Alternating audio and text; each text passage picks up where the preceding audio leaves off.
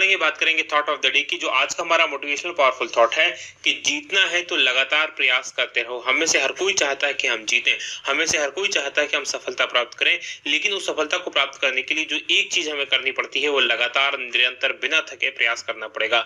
और जब तक हम ये प्रयास करना नहीं छोड़ेंगे तब तक हमें जीतने से कोई नहीं रोक सकता। हाँ, अगर हमने प्रयास करना छोड़ दिया तो दुनिया की कोई ताकत हमें नहीं जिता सकती। तो अगर आप जीतना चाहते हैं तो लगातार प्रयास करना ना छोड़ें, लगातार प्रयास करते रहें, एक ना एक दिन सफलता आपको जरूर मिलेगी। इसी थॉट के साथ आगे बढ़ेंगे, बात करेंगे क्विक रिवीजन कल के पढ़ाए गए करंट अफेयर के प्रश्नों का। पहला प्रश्न है कि भारत और किन दो देशों की पहली त्रिपक्षीय वार्ता वर्चुअल रूप से आयोजित हुई है? ये फ्रांस, ऑस्ट्रेलिया और भारत की हुई। दूसरा प्रश्न, हिमालय दिवस कब मनाया जाता है? तो 9 सितंबर को। तीसरा प्रश्न है कि दूसरी किसान रेल गाड़ी सेवा किस प्रदेश से दिल्ली के बीच शुरू हुई है? तो ये आंध्र प्रदेश से दिल्ली के बीच में शुरू हुई है। चौथा प्रश्न है कि यूनिसेफ के अनुसार 2019 में भारत में शिशु मृत्यु दर कितनी थी? तो ये थी 34। और पांचवा प्रश्न है कि उत्तर प्रदेश सरकार अयोध्या एयरपोर्ट का नाम बदलकर किन के नाम पर करेगी? तो मर्यादा पुरुषोत्तम श्री राम के नाम पर इसका नाम किया जाएगा। छठवां प्रश्न है कि नई राष्ट्रीय शिक्षा नीति 2020 लागू करने वाला देश का पहला राज्य कौन सा बन गया? तो हिमाचल प्रदेश बना है। सातवां प्रश्न है कि प्रधानमंत्री ने किस राज्य के रेहड़ी पटरी वालों से स्वनिधि संवाद किया है? तो मध्य प्रदेश में यह संवाद हुआ है। आठवां प्रश्न है कि एरोस्पेस कंपनी नॉर्थरोप ग्रूमेन कॉर्पोरेशन ने सिग्नस स्पेसक्राफ्ट का नाम किसके नाम पर रखा है? तो ये भारतीय मूल की अंतरिक्ष यात्री कल्पना चावला के नाम पर। नवा प्रश्न है कि भारतीय रेडियो खगोल विज्ञान के जनक किस वैज्ञानिक का निधन हो गया? तो इनका नाम था गोविंद स्वरूप। और 10वां प्रश्न है कि 100 अंतर्राष्ट्रीय गोल करने वाले दुनिया के दूसरे फुटबॉलर कौन बन गए हैं? तो ये क्रिस्टियानो रोनाल्डो बन गए हैं। ये थे हमारे कल के पढ़े गए करंट अफेयर के प्रश्नों का क्विक रिवीजन। आगे बढ़ेंगे, आज के प्रश्नों की बात करेंगे। राष्ट्रीय करंट अफेयर का पहला प्रश्न है कि रफाल लड़ाकू विमानों की पहली खेप को किस वायुसेना अड्डे पर भारतीय वायुसेना में शामिल किया गया? तो इनको शामिल किया गया अंबाला एयरफोर्स अड्डे पर, जो कि हरियाणा में है। ये आपको याद रखना है, यानी कि डी ऑप्शन प्रश्न का सही उत्तर है। डिटेल देख लीजिए क्या है। तो 5 रफाल लड़ाकू विमान, इनकी पहली खेप भारत को प्राप्त हुई थी और इसको 10 सितंबर को अंबाला का जो वायुसेना अड्डा है उस पर एक समारोह आयोजित किया गया और समारोह में इसको भारतीय वायुसेना में शामिल कर लिया गया।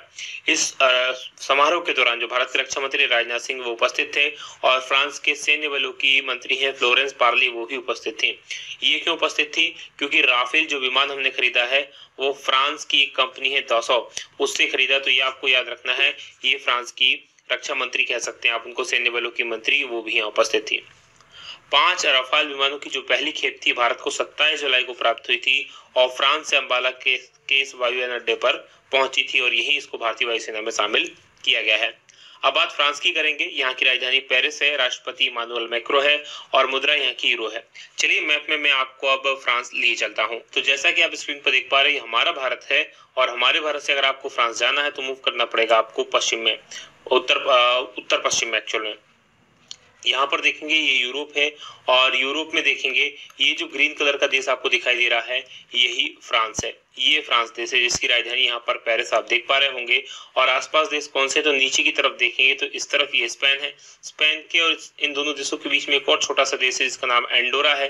इस तरफ देखेंगे तो इटली है, इस तरफ स्विट्जरलैंड है, इस तरफ जर्मनी है, यहाँ पर एक और छोटा देश लग्जमबर्ग और बेल्जियम है। ऊपर इंग्लिश चैनल है और इंग्लिश चैनल को क्रॉस करने के बाद ब्रिटेन आ जाएगा। आगे बढ़ेंगे, बात करेंगे अगले प्रश्न की। अगला प्रश्न आपके सामने दूसरा है कि वर्ल्ड सुसाइड प्रिवेंशन डे कब मनाया जाता है? तो वर्ल्ड सुसाइड प्रिवेंशन डे जो मनाया जाता है वो 10 सितंबर को मनाया जाता है, यानी कि ए ऑप्शन प्रश्न का सही उत्तर है। डिटेल देख लीजिए क्या है। तो international association for suicide prevention यानी IASP, इसके द्वारा 10 सितंबर को world suicide prevention day WSPD के रूप में मनाया जाता है। इसलिए मनाया जाता है ताकि दुनिया में आत्महत्याओं को रोका जा सके। तो आत्महत्याओं को रोकने के दिन के रूप में मनाया जाता है। तो उद्देश्य क्या है? दुनिया भर में आत्महत्याओं को रोकने के लिए जागरूकता बढ़ाना। बात करें वर्ष 2020 के विश्व आत्महत्या रोकथाम दिवस की, तो इस बार का इसका विषय है working together to prevent suicide. आगे बढ़ेंगे, बात करेंगे अब हम तीसरे प्रश्न की कि प्रधानमंत्री मत्स्य संपदा योजना का शुभारंभ किसने किया है? तो इसका जो शुभारंभ किया गया है भारत के प्रधानमंत्री नरेंद्र मोदी जी के द्वारा, यानी कि डी ऑप्शन प्रश्न का सही उत्तर है। डिटेल लिख लीजिए क्या है। तो प्रधानमंत्री नरेंद्र मोदी जी, इनके द्वारा 10 सितंबर को प्रधानमंत्री मत्स्य संपदा योजना का डिजिटली उद्घाटन किया गया और इसके अलावा इन्होंने ई गोपाल ऐप का भी शुरुआत की। अब ये प्रधानमंत्री मत्स्य योजना क्या है, तो इसका उद्देश्य है कि मत्स्य पालन और मत्स्य बीज में व्यापक रूप से बेहतरी और जो उसका बाजार है और सूचना पोर्टल है उनको और अपडेट किया जाए। इस योजना पर 20,000 करोड़ रुपए से अधिक की राशि खर्च करने वाली ही सरकार इसमें निवेश करेगी और उद्देश्य है कि 2024-25 तक जो अतिरिक्त 70 लाख टन मछली उत्पादन है उसको बढ़ाया जाए। बढ़ेंगे आगे, बात चौथे प्रश्न की होगी कि संघाई सहयोग संगठन के विदेश मंत्रियों की परिषद की बैठक कहां आयोजित हुई, और इस बैठक का आयोजन हो रहा है मास्को जो कि रूस की राजधानी है, यानी कि सी ऑप्शन प्रश्न का सही उत्तर है।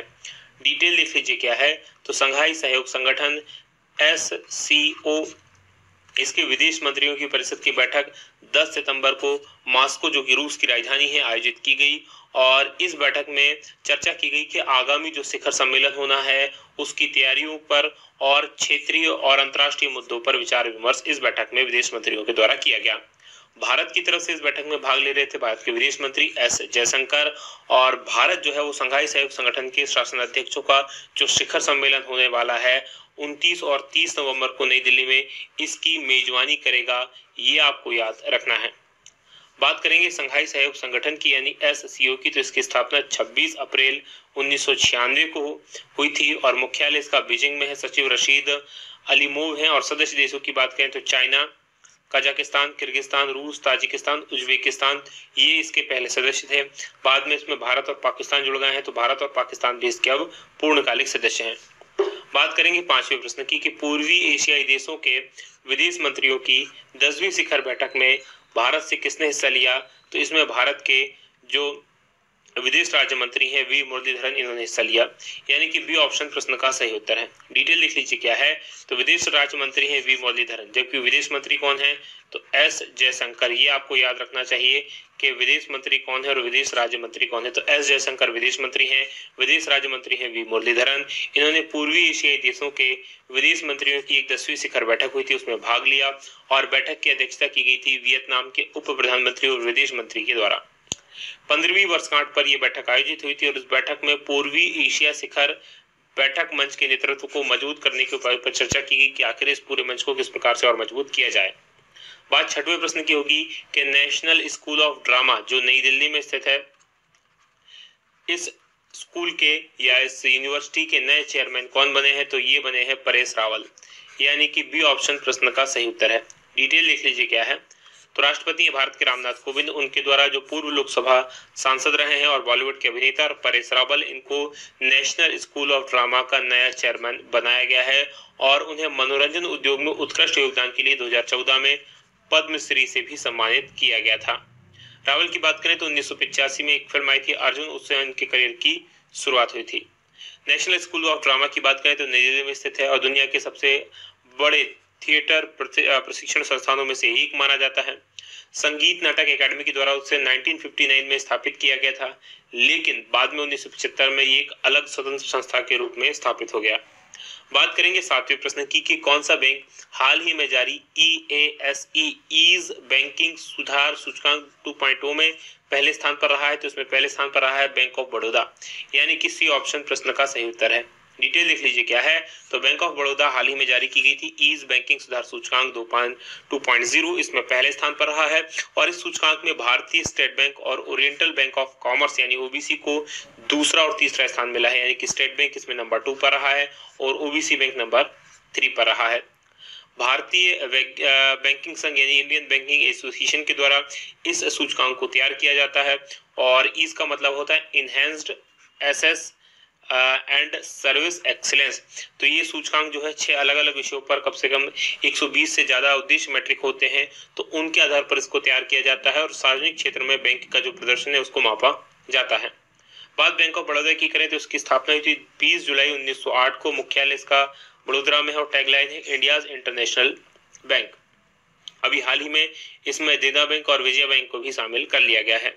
बात करेंगे आठवें प्रश्न की कि इंडियन रेटिंग्स एंड रिसर्च 2020-21 के लिए भारत की GDP में वृद्धि के अपने अनुमान को बदलकर कितना कर दिया है, तो ये बदलकर कर दिया गया है 11.8, यानी माइनस में है, लेकिन ये यानी कि इतना जो अगला वित्तीय वर्ष होगा 20-21 का जो हमारा वर्तमान वित्तीय वर्ष है इसमें भारत की जो GDP रहेगी वो इतना कम हो जाएगी।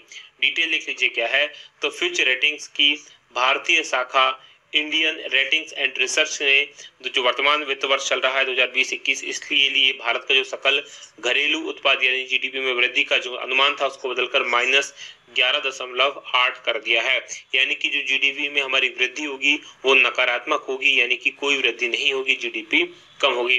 रेटिंग एजेंसी ने इससे पहले जीडीपी में 5.3% गिरावट का अनुमान जताया था, लेकिन अब इसको बढ़ाकर कितना कर दिया है, 11.8% की गिरावट का अनुमान।